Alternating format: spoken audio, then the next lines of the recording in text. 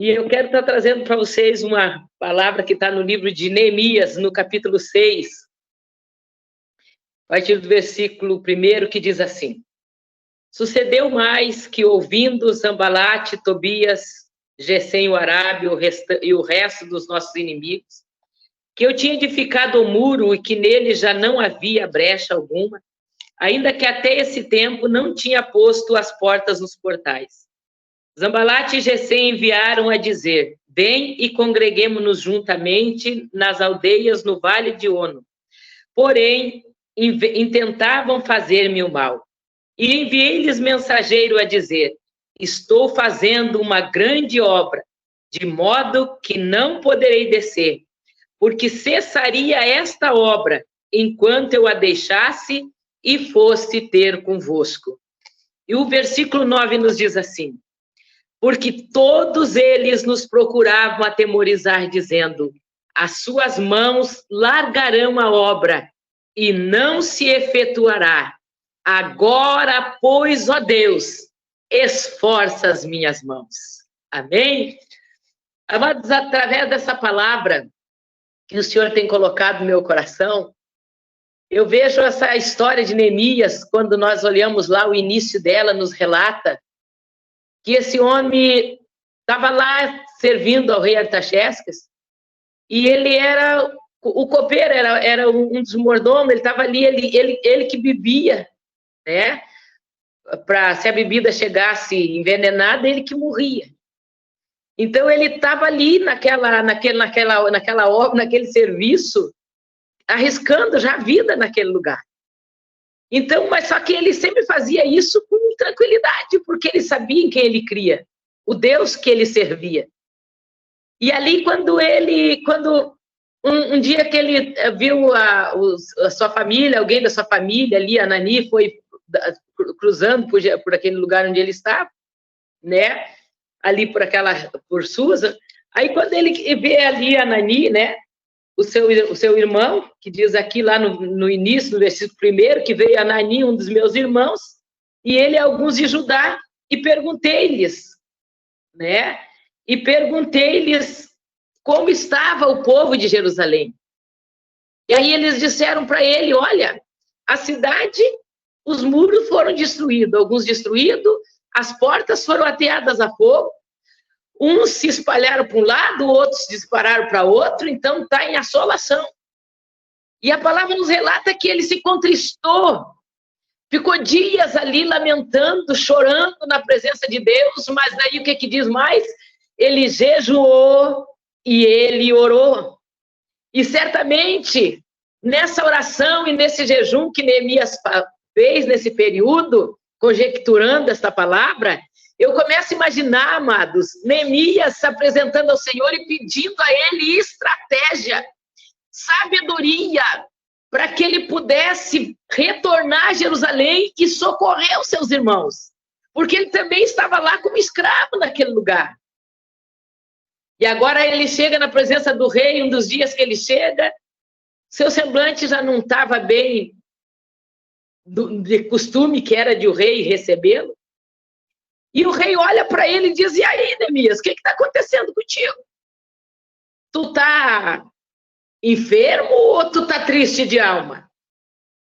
E naquele momento, amados, não deu tempo de Neemias ajoelhar em canto nenhum, não deu tempo de Neemias, deu só tempo dele lembrar, sabe de quê? Daquelas orações que ele começou a fazer desde o dia que ele soube que a sua cidade estava assim.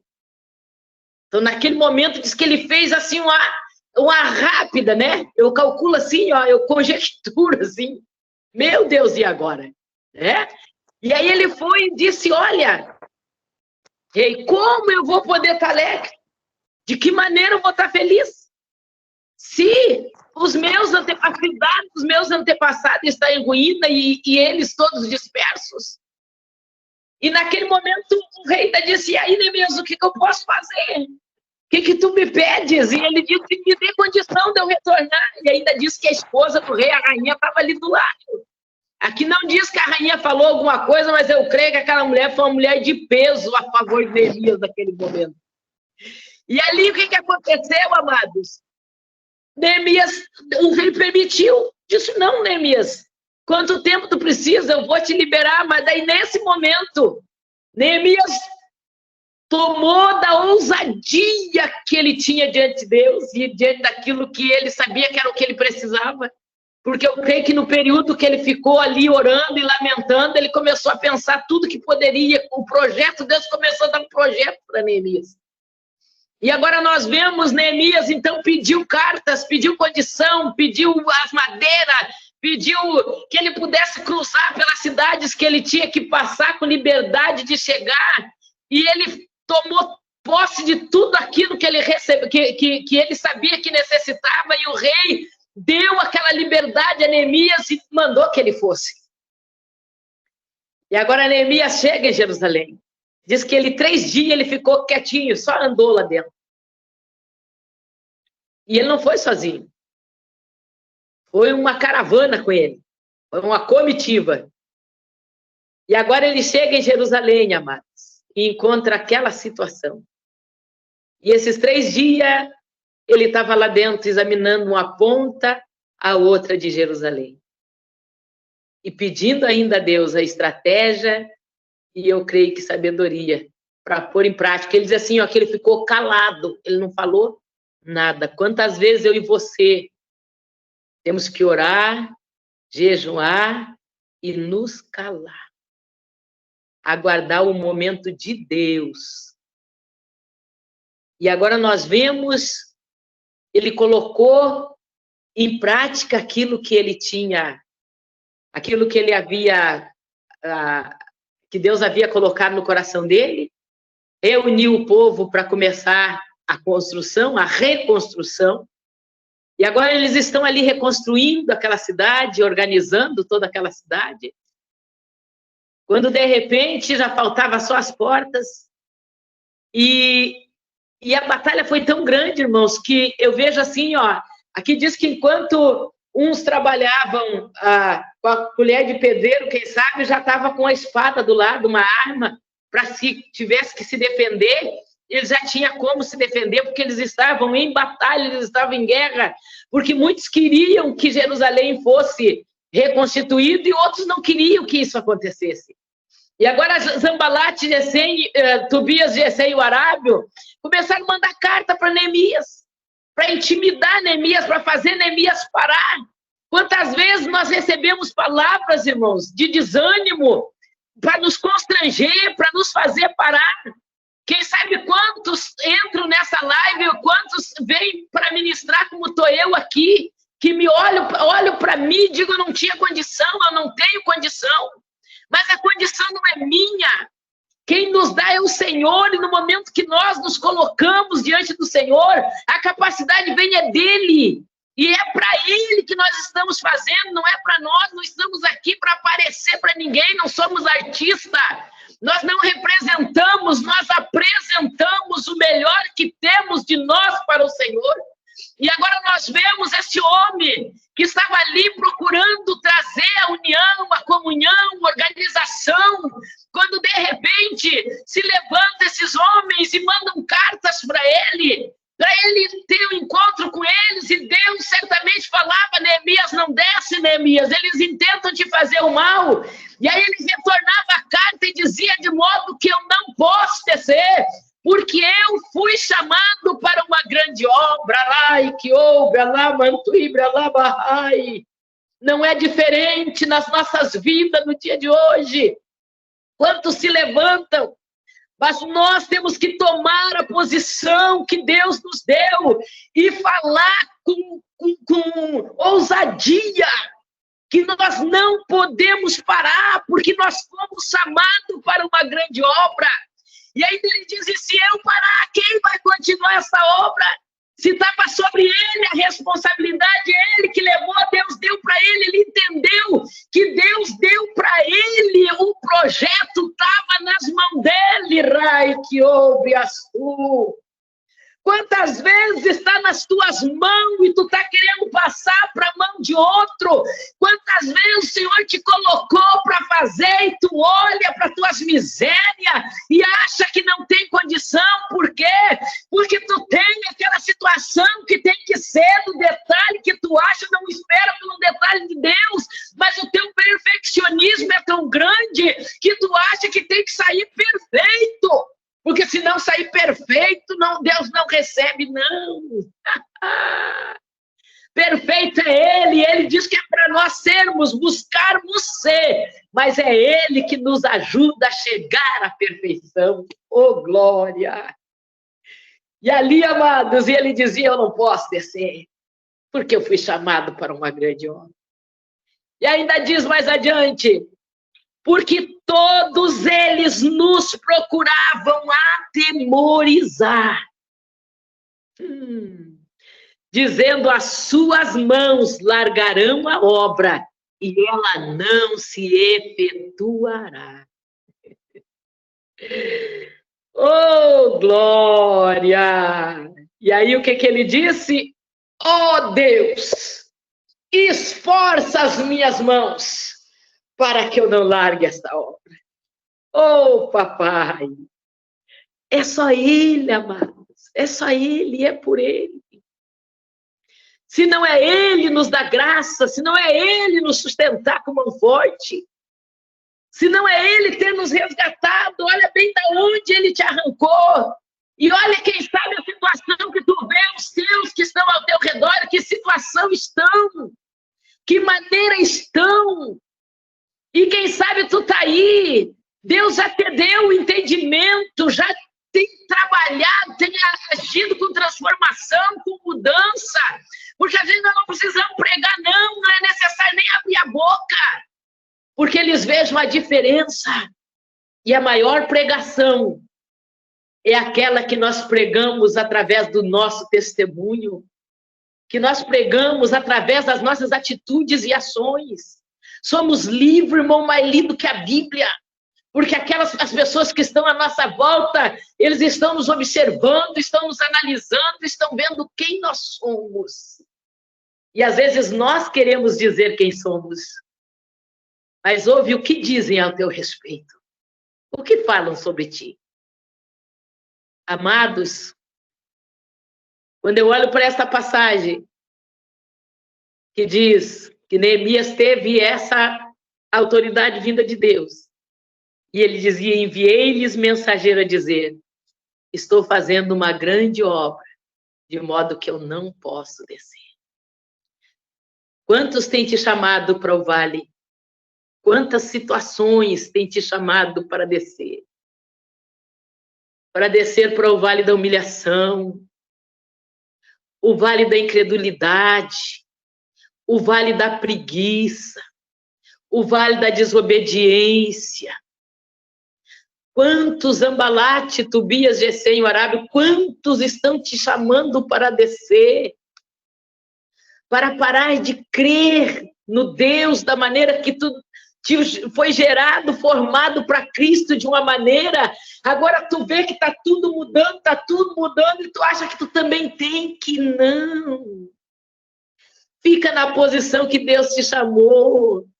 E não murmura de quem resolveu sair, de quem resolveu se adequar, entrar na mudança, não murmura, porque cada um vai prestar conta de si para o Senhor, eu não vou prestar conta por ninguém da minha casa.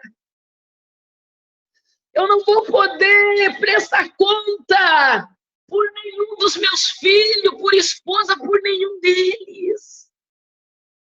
Eu terei que prestar conta de mim mesma. E ainda será cobrado de mim a conta de cada um daquilo que era para mim ter feito e eu não fiz. Mas que nesta noite, meus amados, você possa dizer, eu não vou descer não, eu não vou parar não. Eu fui chamado para uma grande obra, eu não posso descer, eu não posso descer. Certa vez, amados, eu estava ali no país da Argentina e eu estava eu atravessava, eu fiquei morando num porto, e aí eu atravessava para o outro lado para atender o trabalho lá. E uma daquelas minhas andanças, eu estava ali na cidade de Alba Posse, na aduana, apresentando meus documentos, quando eu vi um quadrinho, uma foto de um rapaz, e aquela foto dizia assim: "Irmã me espera por você". Eu li aquela mensagem que dizia naquele folheto em negrito, e eu me transportei naquele momento para aquela espera, calculando o desaparecimento daquele moço. E eu era como se eu enxergasse aquela mãe desesperada, atendendo a porta, o telefone, lendo o jornal, era como se eu visse toda esta situação. Quando, de repente, amados, o Espírito Santo, eu já estava em lágrimas daquela fila, e o Espírito Santo me pergunta assim: "E se tu passar por isso, Tânia?" Eu digo: "O quê? Não, eu já estou... Eu passar por isso? Passo não, passo não." E aí, naquele momento que eu digo passo não, ao mesmo tempo eu me senti aquele fariseu que bate no peito, sabe? E diz assim: "Eu não vou passar porque eu te sirvo, eu trabalho para ti, eu faço a tua vontade, eu procuro renúncia, renúncia, renúncia, e aí eu vou ter que passar por uma situação dessa? Não, não, eu não." Quando eu vi que eu estava falando naquele meu não, que eu estava dizendo tudo isso para Deus, eu disse: "Senhor, me perdoa. Mas se caso o Senhor permitir eu ter que passar por uma situação dessa, eu sei o teu telefone, eu sei o teu endereço, eu vou te perturbar tanto, Senhor, eu vou te perturbar tanto, tanto, que o Senhor não vai me deixar sem resposta. Mas envia a resposta para esta mãe, Senhor, envia a resposta." E atravessei aquele porto, retornei para casa. 3 a 4 meses se passaram daquele dia, e ali na cidade que eu morava, aqui no Brasil, no Porto, próximo do Porto, uma das irmãs missionárias que me ajudava naquela obra, o irmão dela partiu para a eternidade, era só ela que podia descer até a cidade onde eles estavam para poder fazer o enterro, e lá só tinha um ônibus que saía às 7 horas da noite e retornava às 7 da manhã do outro dia. Era um para ir e um para voltar. E ali não tinha condição dela vir para Porto Alegre, porque o ônibus não tinha mais ônibus, o ônibus já tinha terminado, a rodoviária já estava fechada. Posto de gasolina fechado, eu sem gasolina no carro. E aí a situação estava ficando angustiante. Eu disse para ela: "Vamos fazer o seguinte, vou arrumar gasolina emprestada." Fui procurar cidade pequena, 11 mil habitantes naquela cidade, então a gente sabia quem era quem, mas muitas vezes eu não sabia nem que ele sabia quem eu era. E quando eu cheguei, pude encontrar quem gerenciava aquele posto, conversei com aquele moço e disse para ele: "Olha, não tem cartão de crédito, não tem nada para te passar, mas eu preciso da gasolina para levar a minha companheira, a minha amiga, até onde é necessário para o irmão, que o irmão dela passou por essa situação." E aquele moço abriu o posto de gasolina, me vendeu a gasolina, me emprestou, né? Me deixei na conta, que eles disse que me conhecia, sabia do trabalho que eu estava fazendo naquela cidade, e que eu não ia ficar devendo um tanque de gasolina para ele. Enchemos aquele tanque, irmãos, e descemos para Porto Alegre. Na descida, já passei por Sapucaia, aonde eu deixei o meu filho. Aí já na vinda já trouxe o marido, a filha e o filho, que eu sabia que era o que podia dar trabalho enquanto eu estivesse fora. E a minha amiga. Quando chegamos na cidade de Sapucaia, deixei ali. Fui a querer deixar marido e filhos ali, eles não quiseram ficar, ficou só o pequeno. E aí levei os outros 2 junto comigo.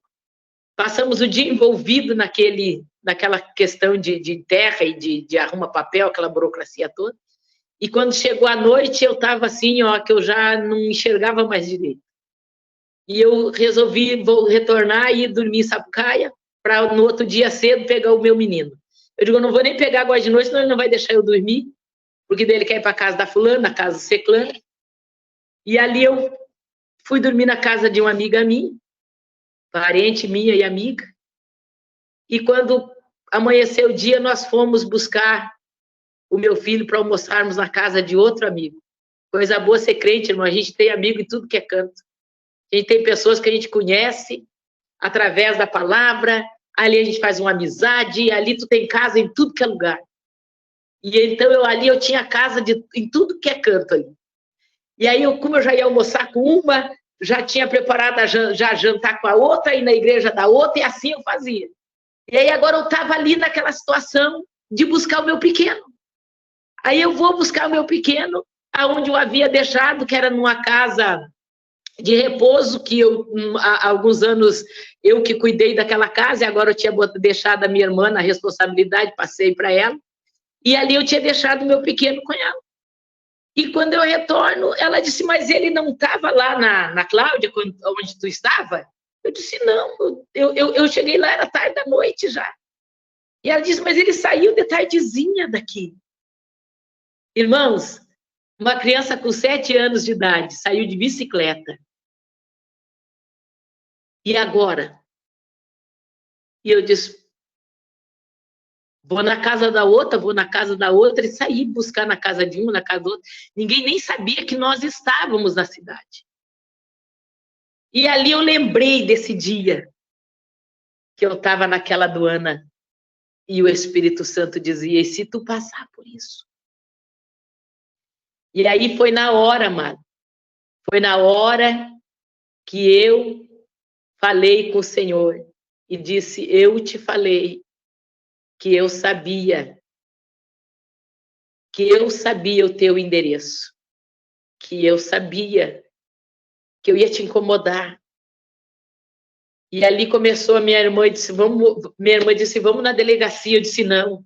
Onde é que tem uma mulher de Deus? Eu preciso de alguém que ore comigo primeiro. Aonde tem uma mulher de Deus nessa cidade? E ela disse, vamos na irmã Odete. Fomos lá na irmã. Chegou lá na casa dessa irmã.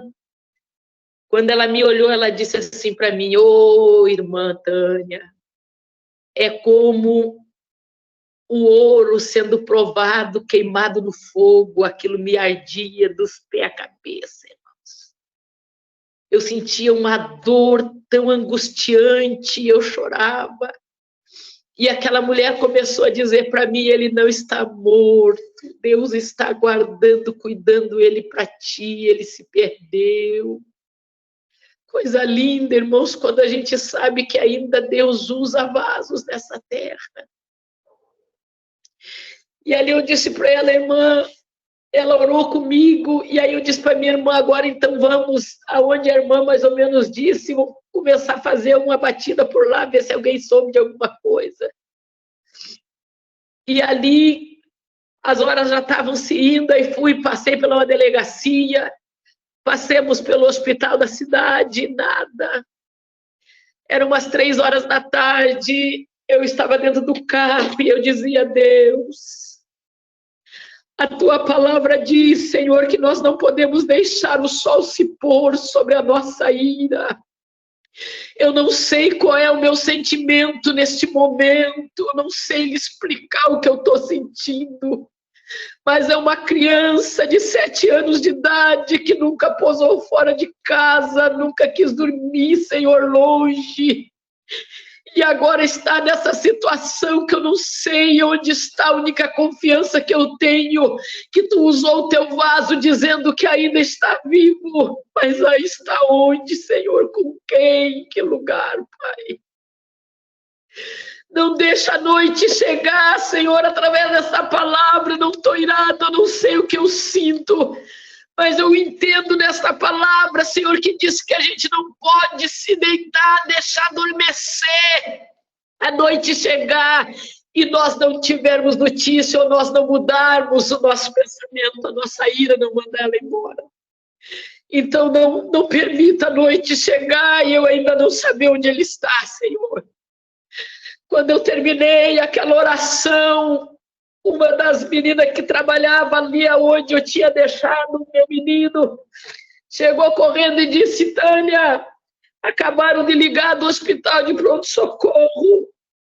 Ele está lá interno, está no hospital de pronto-socorro.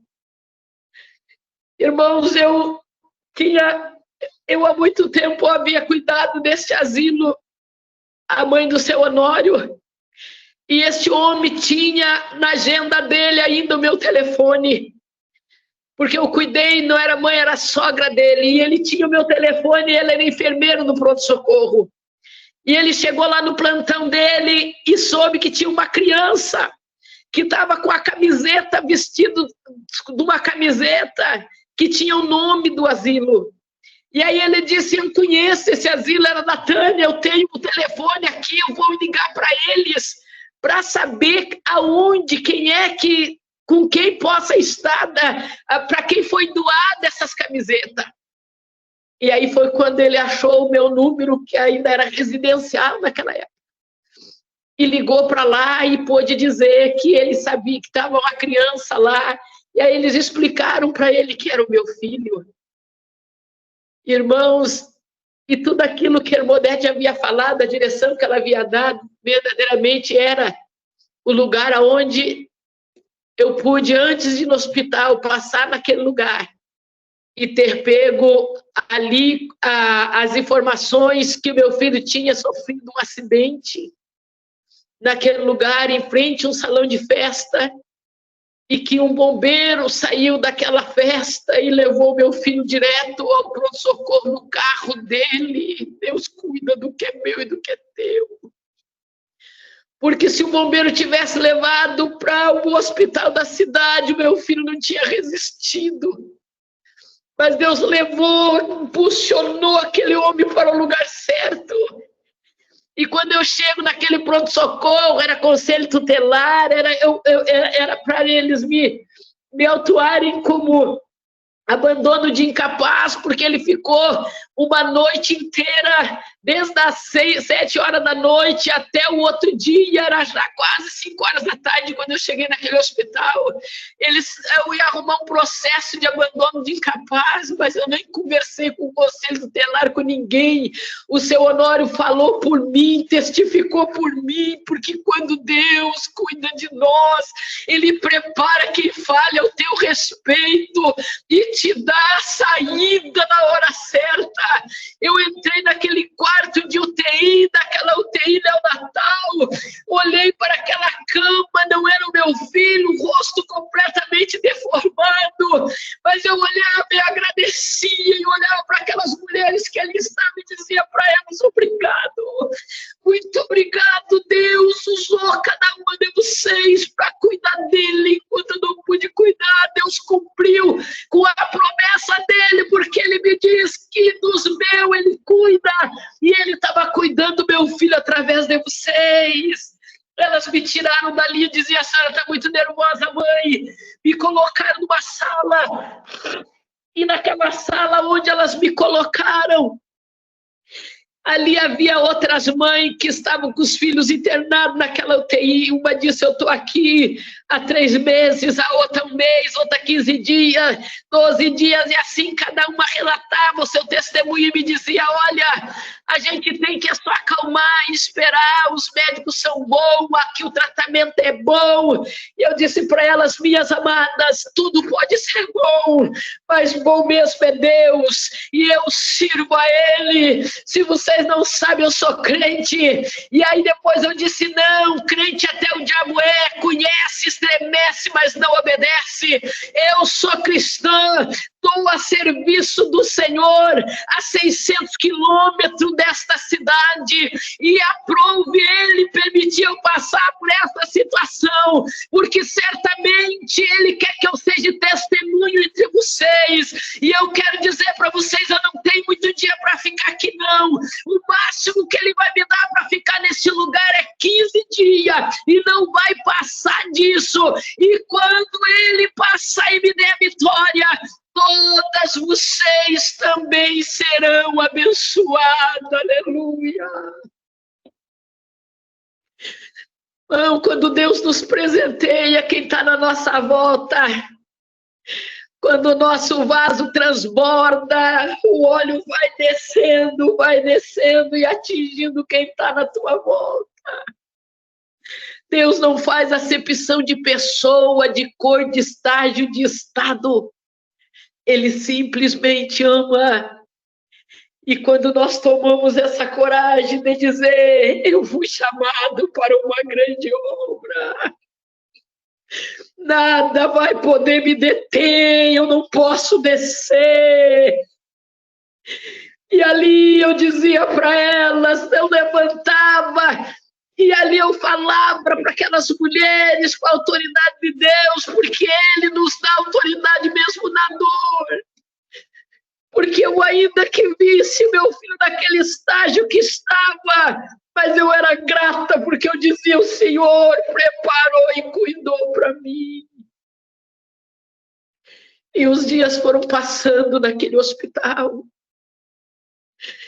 E ali, amados, é um hospital de pronto-socorro, onde entra e sai gente naqueles corredores, gente que é malhado, que é preso e que fica amarrado, algemado naqueles corredores quando eu cruzava. Aqueles moços diziam, oh, irmã, a senhora não tem aqueles papelzinhos? E eu dizia, folheto que tu quer, moço? Ele disse, é. Eu disse, eu ainda não tenho nenhum aqui, mas eu vou te trazer, mas eu tenho melhor, eu vou orar contigo. E eu parava diante daquelas macas, aqueles policiais armados ali cuidando daqueles homens, mas eu não me intimidava e eu orava ao Senhor. Estive naquele hospital e naquele período, os irmãos sabiam que eu estava, então eles me chamavam para vir para as suas igrejas, testificar, orar, pregar. Eu digo, eu não sou pregador, eu sou testemunho de Jesus. Sou formada em bocopologia, joelhologia, vigiliologia, bibliologia. Essa é a minha formação. E ali eu ia, levava a palavra, uma irmã ficava à noite para mim naquele hospital. Enquanto eu ia e pregava, não dava testemunho, eu testificava. Não falava o que eu estava passando. Eu testificava da grandeza de Deus, das coisas que Ele já tinha feito lá atrás, da esperança que eu tinha, do que Ele ainda tinha a fazer pela frente. E era uma época que a Mararina cantava aquele hino, Ele vai além da medicina. E eu via aquele hino e eu dizia, Deus, é só o Senhor. E o Senhor me trazia aquela palavra de Jó, que dizia, eu sei que o meu Redentor vive, e por fim se levantará e alvorará a bandeira da vitória em meu favor. Os médicos mandavam passar pelos psicólogos, mandavam passar, me levavam para aquelas salinhas para me desencorajar, me levavam para aquelas salinhas para me atemorizar. Mas eu dizia, eu sei que o meu Senhor vive, e eu sei daquilo que Ele é capaz de fazer. E eu falava para aquelas mulheres e pregava para aquelas mulheres. Eu dizia, Deus vai despertar o meu filho. E Ele vai abençoar o filho de vocês. Ali era da Seixinoé, era católico, macumbeiro, era gente de tudo que era jeito, era desviado. Mas eu estava ali professando o amor de Cristo para aquelas vidas no meio da minha dor. Uma das noites, eu descansando lá na salinha, quando sai aquelas mulheres, vem tudo para aquela sala, e eu digo, o que está acontecendo lá dentro? Elas disseram, não, é procedimento deles, então eles mandam a gente sair. Tinham desentubado meu filho, e eu estava feliz, eu digo, agora vamos embora, já desentubaram. Mas naquela noite, ele não estava respirando direito e tiveram que entubar de novo, por isso que aquelas mulheres saíram. E elas não queriam me contar o que estava se passando, porque era com meu filho que estava passando mal. E quando eu entrei lá na sala, no quarto, aquela doutora disse assim para mim, o anjo deste guri é forte. Eu disse, é muito mais do que forte. Ele é o Senhor dos senhores. Amadas, diz que naquela noite, ele passando mal, as enfermeiras, as auxiliares não podiam entubar de volta. E a doutora tinha ido deitar para dormir. Vocês sabem que médico de plantão, quando deita para dormir, pode morrer um que eles não querem acordar. Mas aquela mulher não conseguia dormir e viu os passos daquela enfermeira que andava para lá e para cá na frente da porta dela. Ela mesma me testificou isso. E ela via aquela enfermeira que andou para um lado e para o outro, e ela foi, abriu a porta e perguntou o que está acontecendo. E ela disse, ó, Samuel, ele está morrendo. E ela correu lá e entubou o Samuel de volta. E ela disse para mim, mãe, eu sinto muito em te dizer, o problema do teu filho, ele não vai, se ele acordar, ele não vai ser mais a mesma criança. Ele vai acordar com delírio, a parte que foi atingida no cérebro vai deixar ele numa situação que ele não sabe mais nem o que foi ontem, o que é hoje. O lado esquerdo dele está todo paralisado, a gente faz toque, nada responde, mãe. Então, tu não vai ter mais aquela criança saudável, aquele filho saudável, mãe. Eu disse, oh, Deus. E aquelas palavras, irmãos, eu só lembrava que o meu Redentor vivia. E chegou o momento que eu disse, pai, os 15 dias vão se chegar. E eu gargantei aí na frente e disse que eu só ia ficar 15 dias. Então, Senhor, me dá uma saída. E ali, amados, naquela noite, eu fui descansar, dormir, enquanto outra irmã ficou cuidando dele para mim. Quando eu retorno no outro dia, para a glória do nome do Senhor, era uma barulheira naquela UTI, e eu só ouvi a voz do meu filho dizendo, mãe, eu quero a minha mãe. O nome dela é Tânia, ela tem um carro vermelho, chame um pastor para orar por mim. Eu quero oração. E ali, amados, uma das enfermeiras disse, mãe, tu nem sabe o rebuliço que deu o retorno do Samuel. Todas as crianças da UTI saíram do coma profundo. Todas elas foram presenteadas pelo meu Senhor. Só o meu filho veio do coma total, mas todos eles saíram daquele estágio de profundidade. E eu dizia para aquelas mães, eu não falei para vocês, que Deus iria presentear cada uma de vocês. E Ele cumpriu, Ele presenteou. E agora, amadas, os dias iam se passando, Samuel, quando falava, a boca dele ia lá na orelha. O lado esquerdo parecia tão pesado para ele que ele já andava com o lado já dobrando assim. E ali, eu orando, dizendo, Deus, um dia, Senhor, tu me deu Samuel perfeito. E agora tu sabes, Senhor, da minha trajetória, da minha história. Para ti nada é impossível, ele é teu, e se tu quiser me dar a lição, eu aceito, se tu quiser me dar ele, se tu quiser recolher, tomar ele para ti, eu também te devolvo. Depois desta oração, o Senhor trouxe o Samuel, ele acordou Samuel. Quando eu entreguei, quando eu digo, Senhor, eu me rendo, faça a tua vontade. E ali, amados, para a glória do nome do Senhor, já estava para o 15º dia e eles diziam para mim que eu tinha que internar em outro hospital, eles iam me mandar de ambulância. Era uma situação de terrorismo para a minha cabeça. Aí eles diziam que o problema dele é degenerativo, que ele não ia mais, nunca mais eu ia ter um filho perfeito. E eu fui de novo descansar. Quando chego na casa dessas amigas, elas diziam, olha, mãe, eu tinha que pregar, mas arrumei um serviço, vai pregar no meu lugar. Liguei para a irmã que estava no hospital, ela disse, eu fico sim. E eu fui no jejum de manhã para pregar. Naquele dia eu contei a minha história e disse para elas, hoje era uma quinta-feira, faz 15 dias que meu filho está internado. Hoje nem que eu tenha que roubar ele daquele hospital, eu vou sair com ele de lá.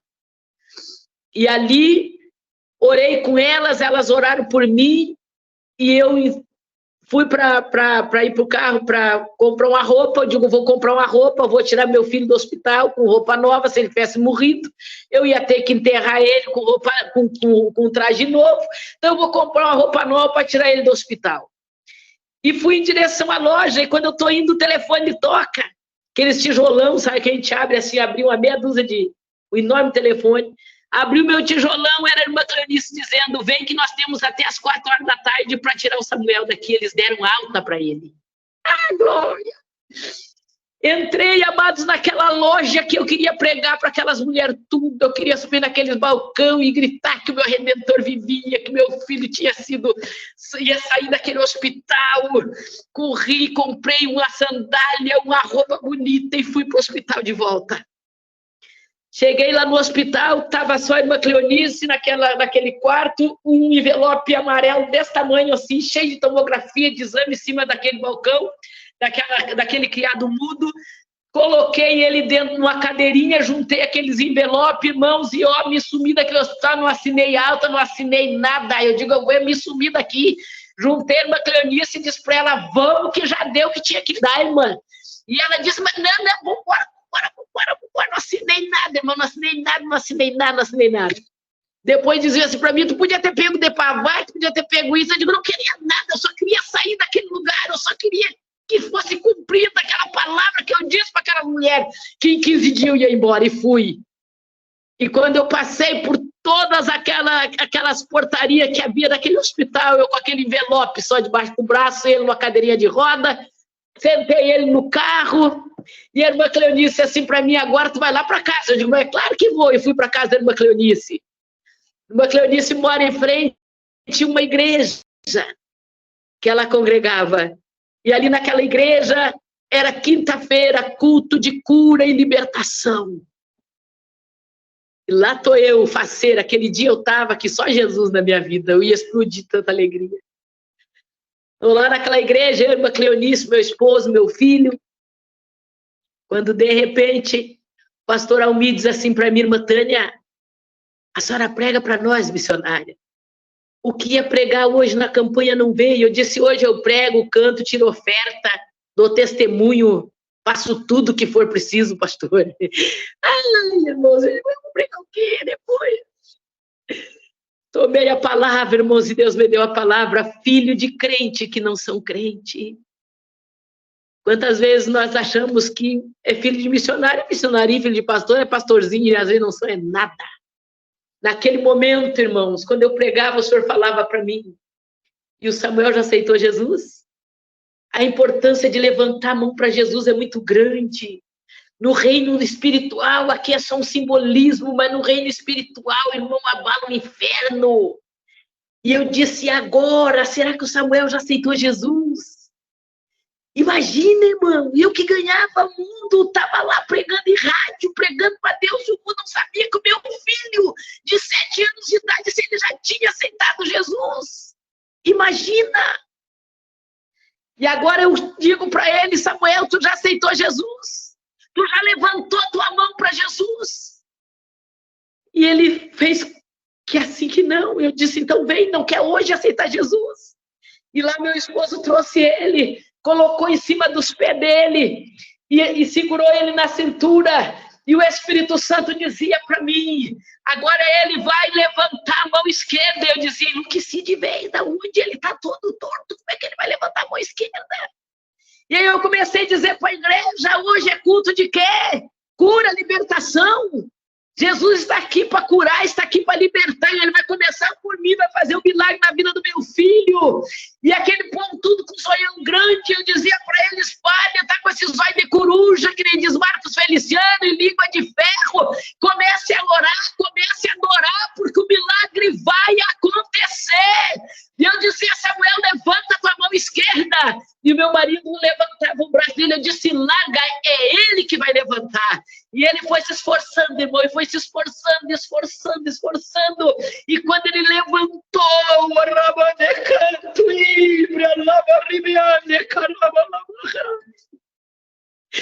quando ele levantou o braço esquerdo, ele se endireitou. A perna que era frouxa ficou firme. O rosto que entortava não entortou mais. Jesus curou meu filho naquela noite. Ele saiu chutando os balão, as bexigas que tinha dentro daquele salão, daquela igreja que havia a festa das crianças. Ele saiu empurrando, faceiro. Jesus foi lindo naquela noite, amados. E eu vou na casa da irmã no sábado e ela disse, Tânia, o hospital ligou. Eu estava de responsável contigo lá no hospital. Então eles tinham meu número e eles me ligaram que é para te voltar com o Samuel para o hospital. Porque ele está com infecção generalizada, eles dizem que não sabe como largaram ele, se ele tiver febre, ele não pode tomar qualquer medicamento. Eu disse para elas, o Deus que eu sirvo curou ele da infecção generalizada, curou ele de qualquer enfermidade que ele tinha. Eu não boto mais meus pés naquele hospital, eu estou retornando para casa, glorificando e exaltando meu Senhor, e eu retornei para casa. E agora estou lá na cidade, o Samuel ficou dengoso, manhoso, incomodando, aprontando. E um dia eu disse para ele, vou te levar no médico. E se tu chegar lá, o médico disser que isso aí não faz parte da tua enfermidade, eu vou te passar a vara. E ali fui com aqueles bando de... aquele pacote de exame. E ele era bem magrinho, hoje está enorme, era bem magrinho. Juntei ele, cheguei quando me chamaram o nome dele, ele ficou atrás de mim, eu era enorme, irmãos, eu pesava quase 170 quilos, então ele sumiu atrás de mim, e eu com aqueles envelopes passei para o médico olhou e disse, a criança está na maca no corredor, ou tu quer agendar minha visita lá na tua casa? Eu disse, não, doutor, puxei ele assim de trás de mim, daqui ele, doutor, ó. Ele disse, o quê? É esse aí? Eu disse, é. Ele disse, então o que a senhora quer aqui? Eu disse, não, eu só... porque está aqui. Ele disse, não podia, ele está assim. Eu disse, não, Jesus curou, doutor. Jesus curou ele. Então o que a senhora está fazendo aqui? Juntei ele, fui embora, digo, é verdade, não sei nem o que eu estou fazendo aqui. Cheguei em casa, apliquei o corretivo do Samuel, para a glória do nome do Senhor, amado. E eu até hoje eu digo, esforça, Senhor, as minhas mãos, para que eu não largue esta obra. Aleluia. Eu não posso descer, eu fui chamada para uma grande obra. Você não pode descer, você foi chamado para uma grande obra. Vive o que tu prega. Aprenda. Muitas vezes a gente quer que os outros tenham fé, mas nós não temos. Falamos que acreditamos e às vezes não conseguimos acreditar. Mas a palavra diz, é a palavra, não é a irmã Tânia que diz, que se nós estiver nele e ele estiver em nós, tudo que pedimos, crendo, nós receberemos. E ainda ele diz que nós não sabemos orar como convém, mas o Espírito Santo, ele intercede ao Pai por nós. E ele ainda diz mais, que a oração do justo vale muito nos seus efeitos. E quando eu olho para isso, a oração do justo vale muito os seus efeitos. Eu olho para mim, não há justiça, eu não sou boa, não. Mas e aí é onde a palavra diz, e o sangue de Jesus Cristo te justifica de todos os teus pecados. E nenhuma condenação há para aqueles que estão em Cristo Jesus. Eis que as coisas velhas se passaram e ele faz tudo novo. Receba o novo de Deus na tua vida nesta noite. Receba coragem nesta noite. Diga como Neemias, eu não posso descer, eu fui chamado para uma grande obra. Olha aí o vale que o adversário está te chamando. Saia desse vale da indecisão e te coloca na presença do Senhor. Ele ainda é o mesmo ontem, hoje, ele será eternamente. Deixa aqui esta palavra para o teu coração, quero orar contigo, e o nome do Senhor venha a ser glorificado através desse testemunho, que o Senhor continue te abençoando, meu filho, hoje, para a glória de Deus. Me deu bastante trabalho, eu vou dar testemunho aqui, eu tenho vários para contar, mas hoje, para a glória de Deus, ele está lá no estado do Paraná, um missionário nas mãos do Senhor, fazendo a obra de Deus, aleluia. com a sua esposa, irmã Flávia, missionária Flávia, é uma bênção nas nossas vidas, amados. E o Senhor, Ele diz para mim até hoje, enquanto tu cuida dos meus, eu cuido dos teus. E é nessa confiança que eu continuo marchando na terra. É nessa confiança que eu estou aqui, enganjada no projeto. Aleluia! De resgatar vidas para o reino. Aleluia! Porque é Ele que é o meu dono, é Ele que é o teu dono, é Ele que conhece a intenção do nosso coração.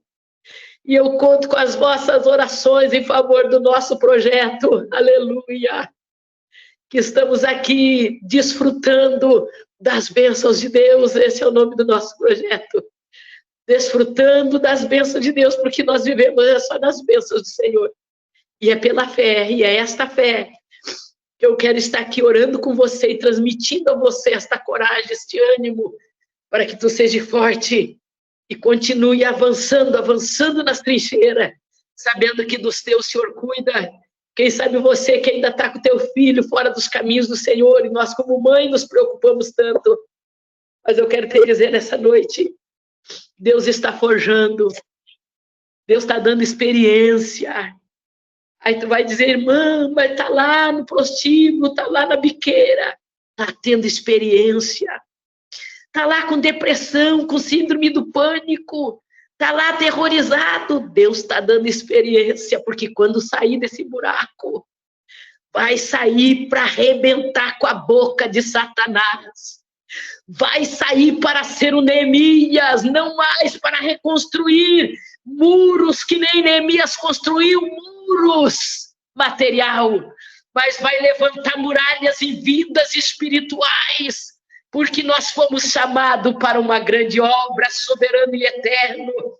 Se alguém nesta noite quer levantar sua mão para Jesus, a oportunidade está aberta.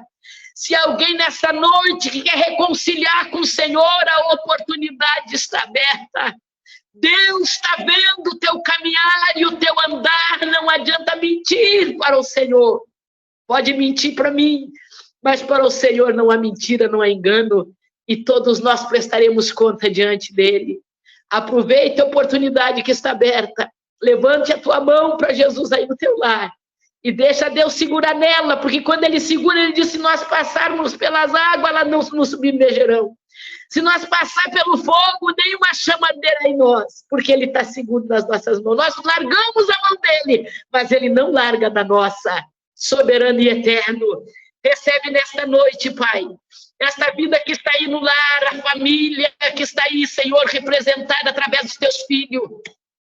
Que eu não sei qual é a adversidade, o problema, a dificuldade, a luta que eles estão vivendo, mas uma coisa eu sei, que o Senhor é poderoso para fazer abundantemente muito mais daquilo que eles esperam ou pensam. Tu és aquele que reconstrói, Senhor, as vidas. Tu é aquele que dá estratégia e sabedoria a este povo, Pai, para que eles venham romper em fé e saber, Senhor, que Tu és o mesmo que operou no passado, Tu opera no presente, Tu ainda ressuscita morto, Senhor.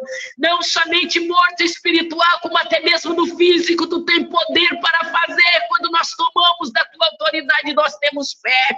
Por isso, nesta noite, Pai, eu apresento a Ti, Senhor, cada vida que está aqui, Senhor, representada, cada família aqui representada, eu apresento a Ti, Senhor. Entra com salvação, com libertação, com cura na alma, Senhor. Deus, cura no físico. Quantos sintomas, Senhor, psicossomáticos, porque a alma está machucada, Senhor, porque não consegue perdoar. Ajuda seus filhos, Pai. Abre porta onde não tem, Senhor. Tu é dono do ouro, Tu é dono da prata. Tu sabes, Senhor, das dificuldades, das necessidades, Senhor. Tu é aquele que não deixa nada nos faltar. Muitas vezes podemos não sobejar, mas Tu não deixa nada em falta. Por isso, visita, Senhor, desde a conta bancária desta vida, o serviço onde está. Trabalho, Senhor, aqueles que estão, Senhor, nas suas empresas, aqueles que estão, Senhor, trabalhando nas rodovias, nos seus automóveis, nos seus caminhões. Alcança, dá livramento, Senhor, nesta hora. Pai, coloca as tuas boas mãos nesta hora, aqueles que estão perdidos, quantos estão perdidos, Senhor? Quantas mães estão sofrendo, Pai? Quantos, Senhor, não dão notícia, mas traz notícia, Senhor, para ti não é impossível. Por isso, nesta noite, Espírito Santo, alcança estas vidas, Pai. Deus, eu oro, Senhor, porque Tu és Deus que conhece a intenção do meu coração e o Teu perdão nos alcance. A Tua misericórdia, Pai, que tu, todos os dias Tu renova quando amanhece o dia, Senhor, e nos carrega como miseráveis ao Teu coração. Assim nos ajuda a frutificar nesta terra, Pai. E a poder, Senhor, olhar, Senhor, e ver a situação dos nossos irmãos. E como Neemias se apresentava para aquele rei e dizia: de que maneira eu vou estar alegre se eu sei que os meus antepassados estão com a sua cidade ateada a fogo, as suas muralhas caídas, suas portas ateadas a fogo e eles dispersos. Quantos estão numa situação assim, Pai? Que perderam o sorriso, perderam o brilho, mas traz a fé e a confiança que Tu és Deus que resgata.